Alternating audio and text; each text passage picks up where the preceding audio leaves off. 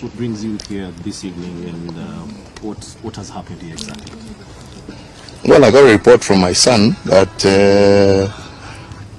he had come to home, and as he was leaving, the watchman at the gate told him that there were people claiming, because that's all we can state for now, to be DCI officers in a vehicle with Sudanese registration, and claiming that they want to speak and to see him.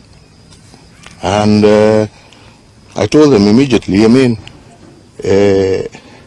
from my knowledge, when the police want to do something, they don't come in foreign number plates.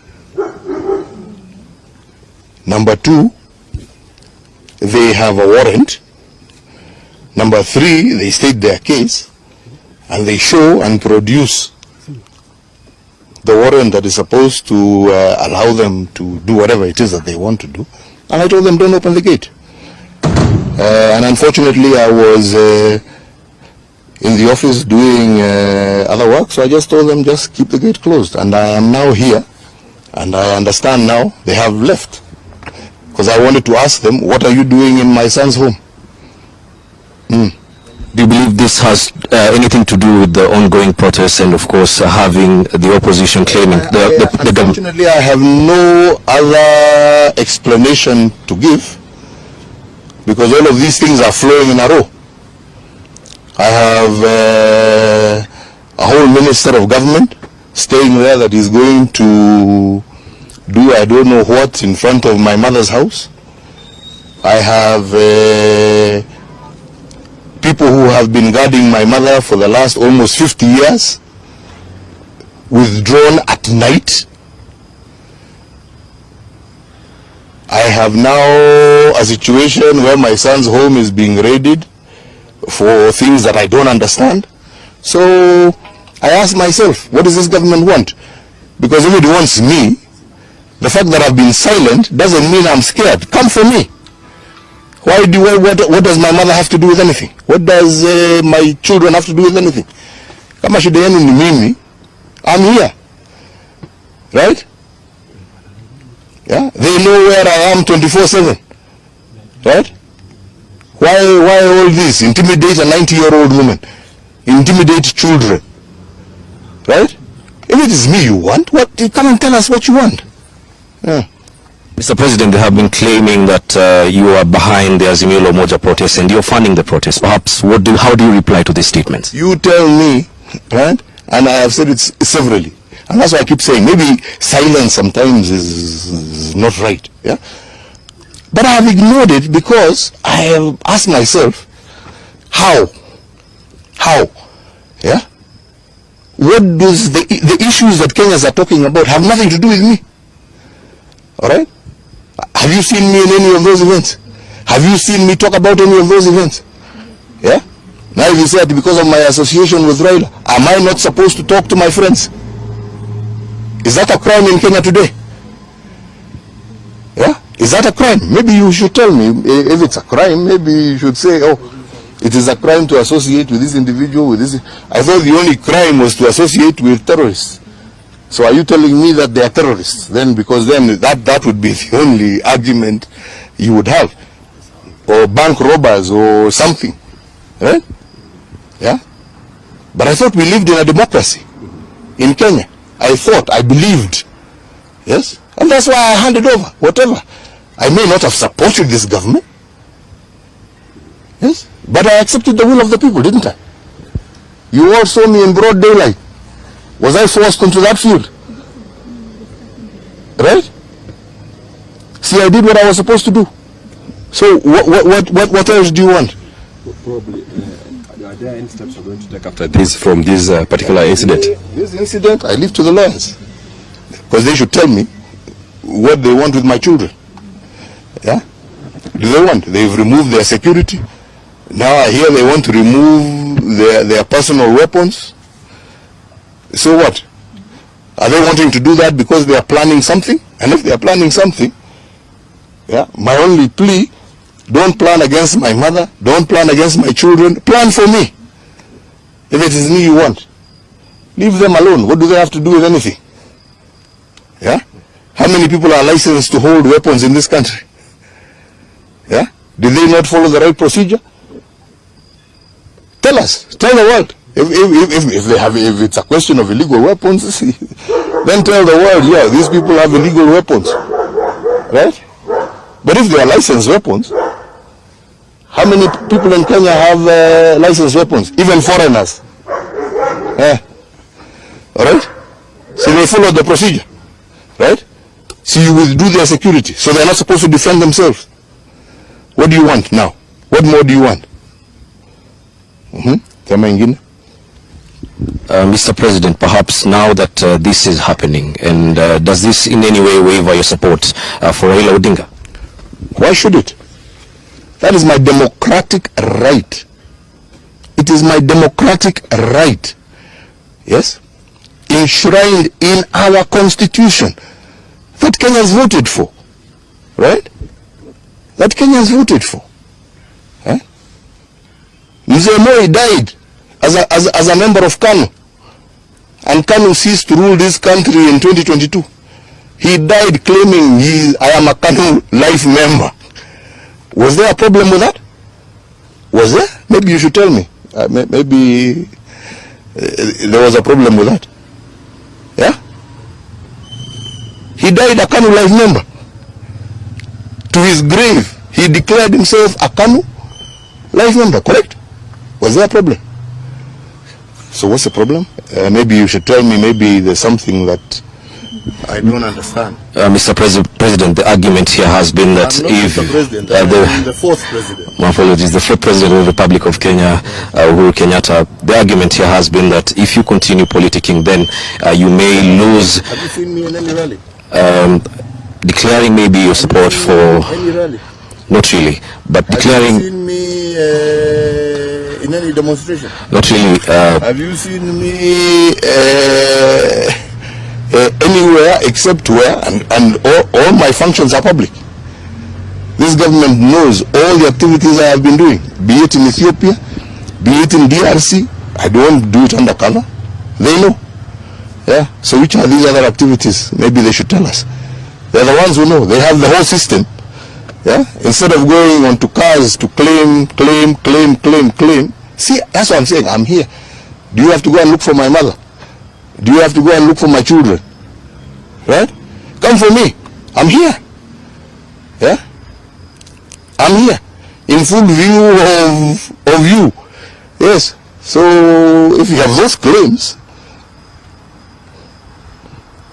sema. Shida iko wapi? Sema. Yeah. Another question? Yes, please. There are also allegations that you financing the opposition to frustrate the government. To frustrate them from doing what? To frustrate them from doing what? You know, when you're a government, you're elected to rule. You're elected not to rule, actually, to govern.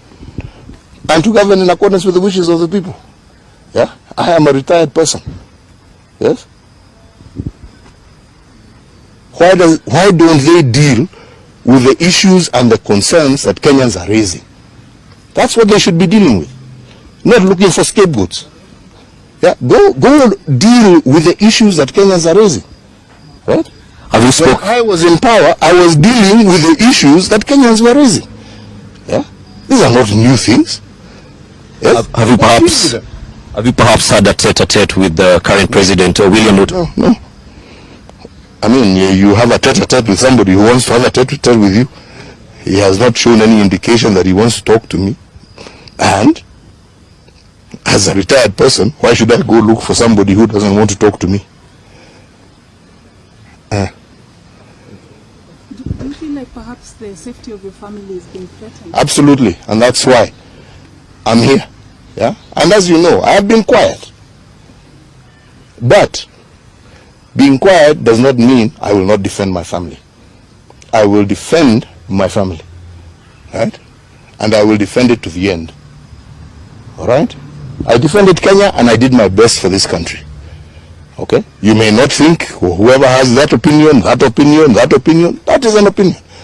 But according to me, I did the best I could do for my country. All right? And I handed over when my time was finished. And I will now do the best that I can do to defend my family. Mr.